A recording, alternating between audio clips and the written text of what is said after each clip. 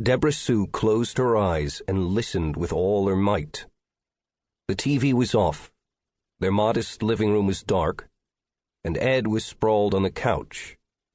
Her husband was dead to the world, but his snores were soft as a whisper.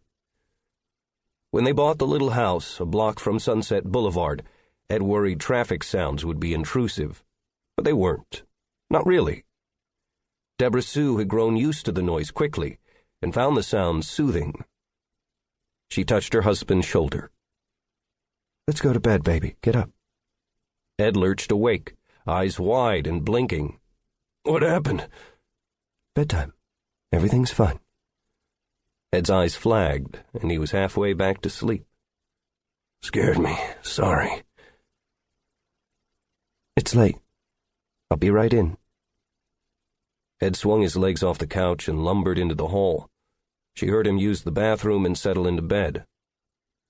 But Deborah Sue didn't move to join him. She whispered his name. "Ed." She said her own name.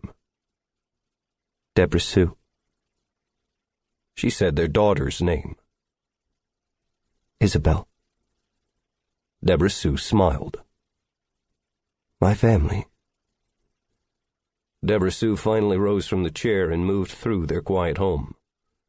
She made sure the front and back doors were locked, carefully checked the windows, and turned off the lights in each room.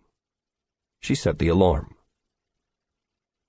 The warm night air was rich with the scent of night-blooming jasmine and orange blossoms, along with a trace of fresh paint.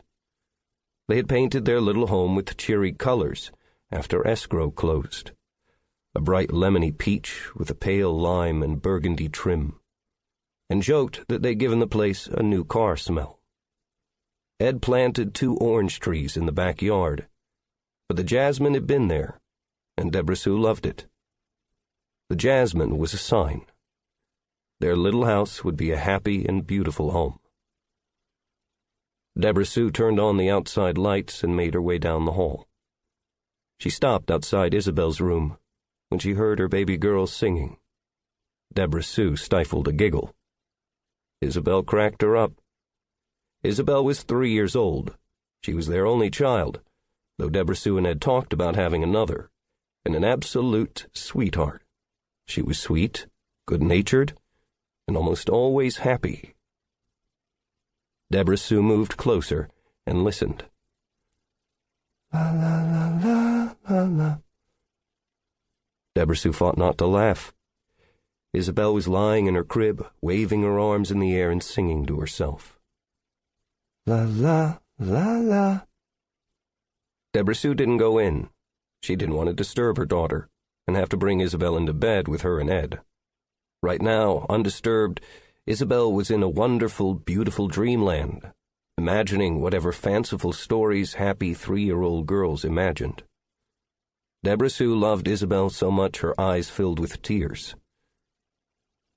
"Every day, baby girl. Every day of your life will be as happy as this. Daddy and I'll make sure it is." Deborah Sue eased past Isabel's door and crept to her bedroom. Ed was out cold and no longer snoring. She brushed her teeth, flossed, and washed her face in the dark, then sat on the edge of their bed. Deborah Sue listened and heard only the soft baby girl melody. La la la la, la la la la. But now Deborah Sue didn't smile. She eased open her nightstand drawer and studied the black 9mm Sig Sauer pistol. Ed's nightstand contained an identical pistol. They had bought the guns and learned to shoot. They practiced. Deborah Sue shut the drawer and lay down beside her husband. She touched his hand. She sighed like a ghost in the darkness. "Mommy and Daddy will keep you safe." Deborah Sue listened for something she prayed never to hear, and finally fell asleep.